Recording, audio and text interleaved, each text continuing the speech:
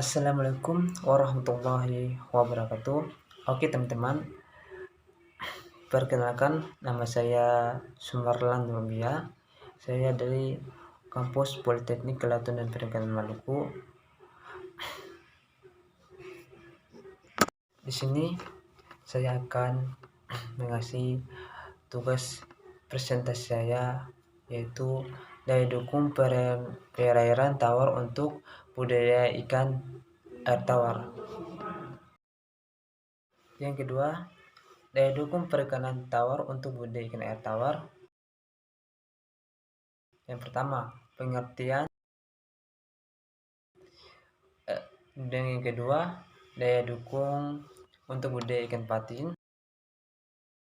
Dan yang ketiga, pengembangan budidaya di air tawar. Dan keempat, pelestarian plasma nutfah secara instu dan secara ekstu.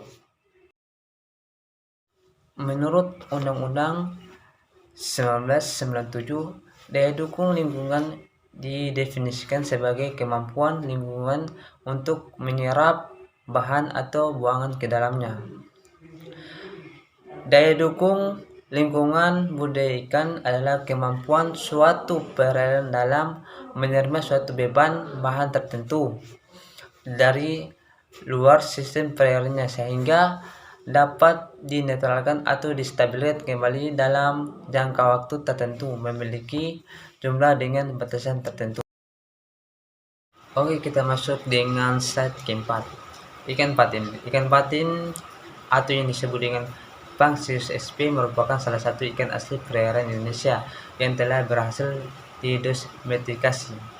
Ikan patin memiliki bentuk tubuh memanjang, berwarna putih perak dengan punggung berwarna kebiruan.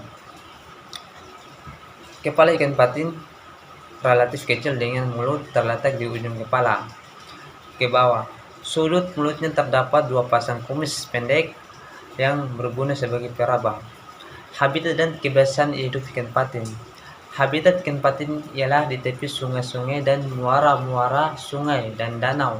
Ikan patin termasuk ikan yang hidup di dasar perairan.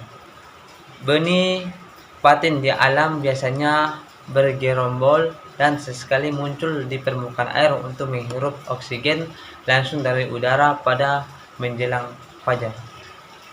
Kelangsungan hidup ikan sangat dipengaruhi oleh kualitas air sebagai media tumbuh sehingga harus memenuhi syarat dan harus diperhatikan kualitas airnya. Masuk dengan slide kelima. Parameter kualitas air suatu perairan yang cocok untuk ikan patin bisa bertahan hidup. 1.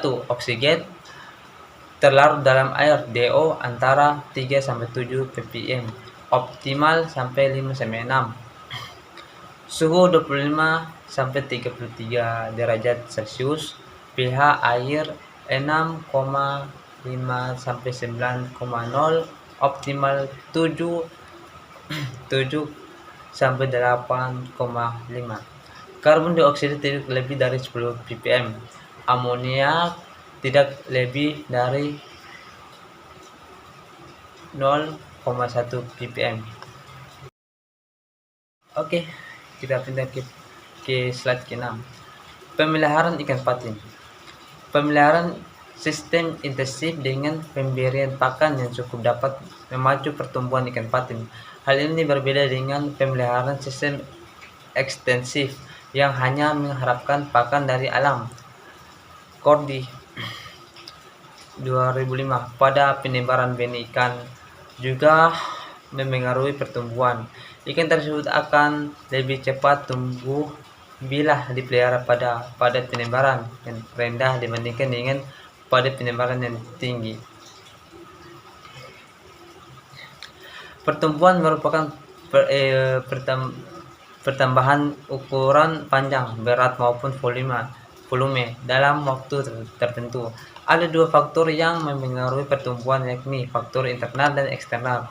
Kebutuhan pakan. Pakan sangat penting untuk meningkatkan produksi. Menurut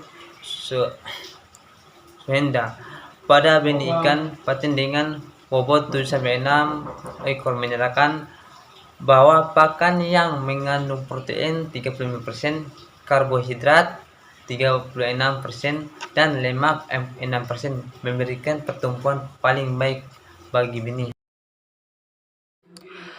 Pengembangan budidaya ikan air tawar. Secara umum, berdasarkan kepemilikannya, perairan tawar dapat dibagi menjadi dua, yaitu perairan berpemilik dan perairan umum. Perairan berpemilik yaitu perairan yang dikuasai dan dimiliki seseorang atau kelompok orang atau badan usaha yang diakui oleh negara. Perairan umum adalah suatu genangan air yang relatif luas yang dimiliki dan disukai dengan serta dimanfaatkan untuk kepentingan dan kesejahteraan masyarakat. Pelestarian plasma, nutfah secara in situ dan ex situ. Pelestarian plasma nutfah secara in situ, kegiatan ini dilakukan di daerah habitat di mana mereka berada dan tinggal sesuai dengan siklus hidupnya.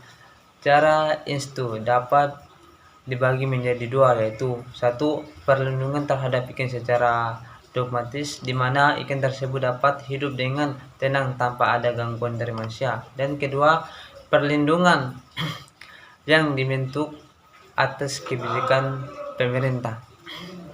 Pelestarian plasma nutfah secara ex situ. Pelestarian ikan-ikan perairan umum secara ex situ adalah pelestarian plasma nutfah di luar habitatnya. Secara ex situ terbagi menjadi dua macam, yaitu satu, dengan cara pengawetan. Cara ini sudah mulai digunakan oleh para ahli untuk menyimpan sperma atau embrio dalam jangka waktu yang cukup lama. 2. Membuat modifikasi habitat sehingga tempat yang baru menyerupai atau mendekati lingkungan aslinya.